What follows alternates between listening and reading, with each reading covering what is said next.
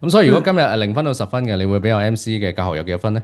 我會俾9分啦。其實我一路都知，因為我以前咧喺美國讀書嘅，我覺得喂喺美國讀書買嘢好貴，永遠都係 Made in China 嘅嘢咧喺美國可以買貴好多。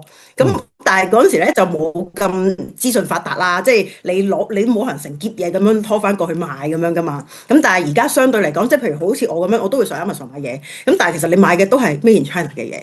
咁咁而家其實我係一路都我知道有咁樣嘅方法，但係我唔知有咁樣嘅渠道，我唔識點樣嘅方法可以去做到呢一件事咯。第一，我唔想買 product，亦都好似 sales 咁樣咧，即係我呢個比較反感啲，即係我唔係好想係咁。第二咧就係、我都睇過佢其他啲話咩1000蚊可以點，3000蚊可以點，5000蚊可以點。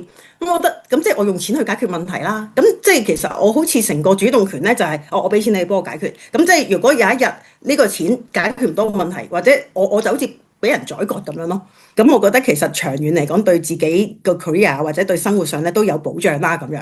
咁所以就開始去睇呢樣嘢，即係我見到係好實在。你第一步係點，第二步係點，第三步係點？咁我覺得係只不過係事在人為同埋係時間問題咯。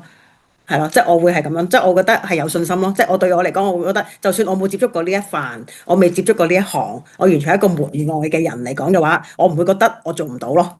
咁所以如果嗯，今日0分到10分嘅，你會俾我 MC 嘅教學有幾多分呢？我會俾9分啦。